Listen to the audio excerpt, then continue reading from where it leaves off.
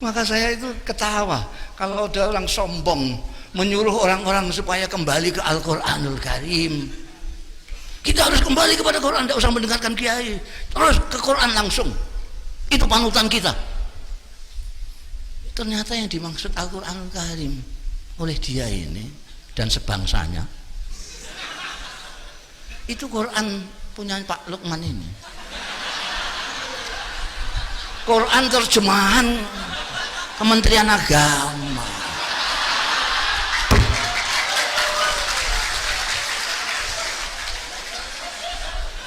Udah bisa. Jangan terlalu sombong, kamu sendiri ya ngerti Quran kok ngajak orang awam untuk melihat Quran.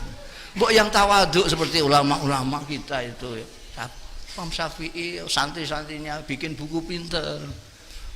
Beliau-beliau yang melihat Quran, yang melihat sunnah hadis, lalu bikin untuk orang-orang awam yang tidak sempat atau tidak bisa membaca Quran dan hadis supaya bisa segera sholat, dibikinkanlah sulam safina, sulam takrib dan seterusnya. Ini lebih saya hargai daripada yang petentang-petenteng suruh kembali ke Quran tapi tidak mau ngaji. Kalau benar konsekuen mengatakan kembali ke Quran, ya ngaji. Tidak bisa tidak bisa. Tidak ngaji, hanya mengandalkan Qurannya Pak Lukman, tak bisa. Itu ada ilmunya, Al-Quran itu ada ilmunya banyak sekali. Banyak sekali. Ada ilmu bahasa Arab, lughah. Lughah ini ada gramatikanya, nahwu, sharaf.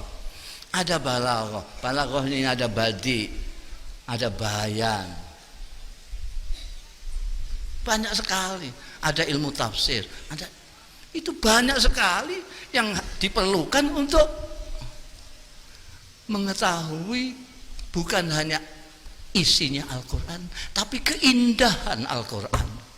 Kalau melihat Quran Depak itu cuma mungkin ngerti satu persatu maknanya kalimat, pengertian secara utuh nonsen.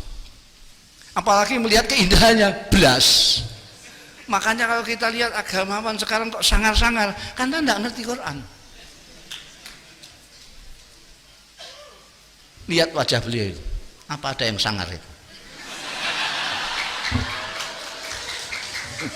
Kalau ini masih ada lumayan lah yang sangar.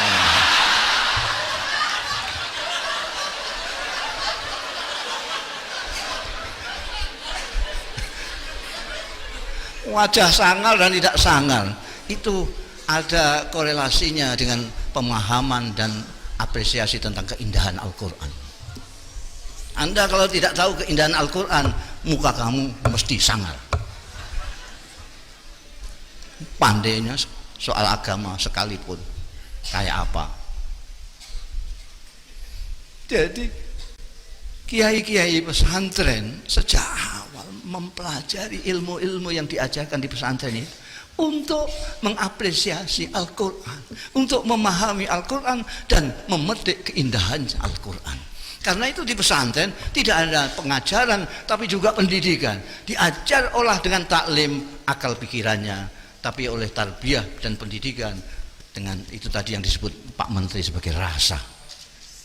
Santri tidak hanya terpelajar, dia keluar harus menjadi orang yang terdidik, pintar tapi berakhlak. Karena apa? Sumbernya dari Al-Quran. Sampai nomor saya itu kadang-kadang sejengkel karena sombongnya itu. Kembali ke Quran, kembali ke Quran. Dan yang dijadikan rujukan itu Quran Kementerian Agama. Saya seringkali menyontohkan bahasa Arab saja, bahasa Arab, lughah saja. Belum kita bicara soal balaghah, bada', bayan, ma'ani. Dari lughah saja. Orang Arab mengatakan qoma zaidun. Sampai hitungi. Orang Arab mengatakan qoma zaidun. Orang Arab mengatakan zaidun qaimun. Orang Arab mengatakan zaidun qama. Orang Arab mengatakan Zaidun yakum. Orang Arab mengatakan inna Zaidan yakum. Orang Arab mengatakan inna Zaidan qaimun. Orang Arab mengatakan inna Zaidun qama. Orang Arab mengatakan kana Zaidun qaiman. Sudah berapa ini? Ini bisa Hamzah teruskan banyak sekali. Dan orang Indonesia hanya memaknainya dengan Zaidun berdiri.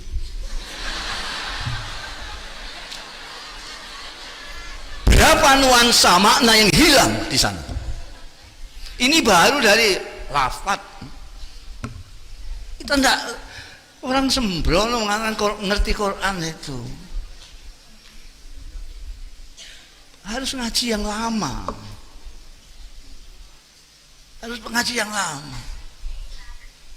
Apa itu katanya alala tanalul itu ada terusnya yang lama itu apa namanya? Watuli zamani. Oh jadi Ustadz kemarin sore sudah ngajak orang kembali ke Quran. Ya asli nggak ngerti Quran. Banyak yang harus kita pelajari. Itu ada sastrawan dari Mesir itu, Agu Irawan. Itu tidak berani dia bilang kembali ke Quran, tidak berani. Dia ngerti betul seberapa tingginya kesusahan Al-Quran itu. Oleh ahli bahasa Arab, oleh orang Arab sendiri yang ahli tentang syair maupun nazar, syair atau prosa, itu sampai sekarang tidak ada.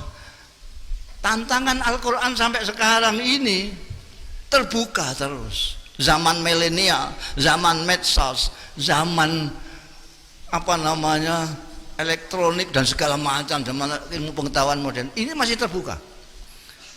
In kuntum fi raibin mimma nazal ala abdina faktu bi suratin mimin. Masih terbuka sekarang. Nggak ada. Terutama karena bagaimana membedakan antara nuansanya ini. Kalau orang yang nggak tahu, orang awam baca Quran ini kok pengulangan terus menerus saja. Ini Nabi Musa lagi, ini Nabi Musa lagi, ini ya Nabi. Mesti bingung dia, nggak ngerti sastra nggak apa. Mesti bingung. Ini maksudnya apa terus saja. Tapi kalau yang ngerti sastra dia tahu kenapa di sini diulang di sini pada waktu makomnya begini, kenapa ini di sini begini. Dan ini yang kemudian oleh kiai-kiai pesantren diajarkan sejak alatnya. Tujuan pertamanya adalah untuk mengapresiasi, memahami isi Al-Quran dan mengapresiasi keindahan Al-Quranul Karim. Itu awalnya. Maka tadi Kiai Azaim mengatakan bahwa kiai-kiai di sini sastrawan semua. Betul. Sastrawan semua. Mereka menguasai balaghah. Ilmu sastra mereka kuasai. Mungkin yang mereka tidak begitu kuasai adalah bahasa Indonesia. Makanya tadi syairnya saya nggak paham itu bahasa Perancis.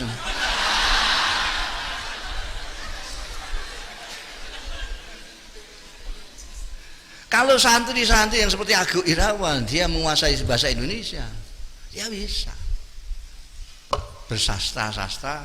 Kiai Zawawi Imron dia ngerti bahasa Indonesia, dia bisa bersyair dengan bahasa Indonesia.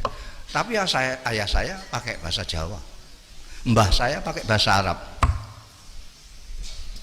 Kiai Hamid Pasuruan itu dijuluki sejak ditermas, mau tidak ditermas sudah dijuluki adib. Adib itu sastrawan karena beliau menguasai ilmu balaghah, badi', bayan, ma'ani. Itu Kiai Abdul Hamid Pasuruan.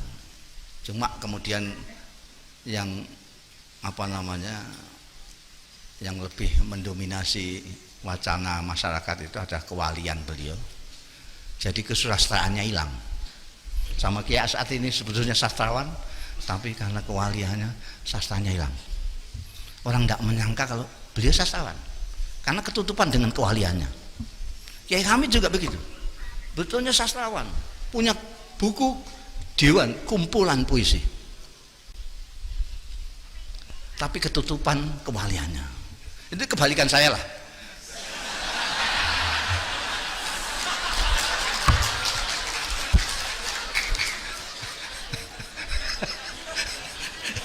Saya baru separuh ngomong sampai sudah ketawa itu.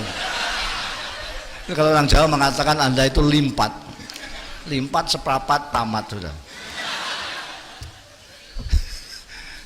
Iya. Jadi seperti Syekh Abdul Qadir Al-Jalani, dia menguasai 12 disiplin ilmu. Tapi beliau terkenal sebagai Sultanul Aulia. Jadi sebetulnya gitu. Jadi kiai-kiai beliau ini sastrawannya ketutupan. Tapi pasti, apakah dengan menggunakan bahasa Arab, bahasa Jawa, Kiai Ali Maksum membuat syair yang luar biasa indah. Hadratus Syekh Hasyim Asy'ari, konon beliau bisa seperti penyair Arab, bisa bersair secara irtijalan, improvisasi. Di sini saya belum pernah tahu orang yang penyair Indonesia yang bisa improvisasi. Ada yang agak mendekati itu, Sosiawan Lea, ada enggak? Ada, Sosiawan Lea ada. Mana orangnya? Dia itu pagi tadi sampai bilang saya bikinkan syair untuk nanti malam. Dia apa temanya? Sastra pesantren. Dia udah bisa bikin. Tapi yang irtijalan itu hampir tidak ada. Jadi ngomong biasa gini lalu bersair. Kalau orang Arab biasa itu. Sayyidina Umar bin Khattab, Sayyidina Ali biasa. Sayyidatina Aisyah biasa. Ngendikan terus bersair biasa. Tapi di sini saya belum pernah lihat. Yang agak mengkek-mengkek sosial itu. Sosial itu sehari sebelumnya bisa. Kalau bangsa aku ya sebulan lah lama itu. Jadi apa namanya, di pesantren itu memang diajarkan sastra. Ada yang hanya untuk memahami dan mengapresiasi keindahan Al-Quran, ada yang kemudian karena kiainya kreatif digunakan sendiri untuk menciptakan. Maka Anda akan lihat banyak dari dulu kiai-kiai mempunyai syair-syair. Bahkan ini sayang yang sebetulnya dulu siap untuk mencarikan puisi-puisinya Hadratus Syekh Hasyim Asy'ari itu cucunya Kiai Isom, tapi Kiai Isom dipundhut Allah Ta'ala muda. Jadi belum ketemu sudah kapundhut. Sekarang tidak ada lagi yang senang dengan maktabah dan mau mencari. Itu ada. Jadi dulu Kiai Hasyim dengan siapa, dengan Kiai siapa, kalau tidak cocok soal apa, itu ditulis dalam puisi, dalam syair. Sehingga orang yang nggak ngerti sastra, hanya ngerti nahwu sorab bloko-bloko itu, tidak akan paham. Santri-santri nggak paham kalau kiainya sedang bertengkar, berbeda pendapat, tidak tahu. Itu pertama, menyembunyikan perbedaan mereka supaya santri tidak menganggap permusuhan. Karena kadang-kadang kiai itu berbeda pendapat, santrinya menganggap bermusuhan. Saking hati-hatinya mereka lalu menggunakan syair. Pendapatku begini-begini, kalau pendapatmu begitu terserah kamu, tapi tunjukkan dalilmu. Itu pakai syair. Kalau sekarang kan enggak.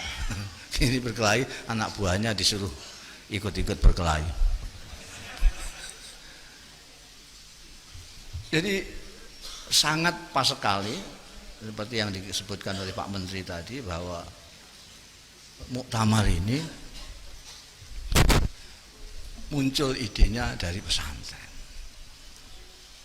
Dan sekali lagi pesantren memandang sastra ada seperti sastra yang ditunjukkan oleh Al-Quranul Karim yang mengalahkan semua sastra yang ada. Bukan hanya muatannya tetapi keindahannya.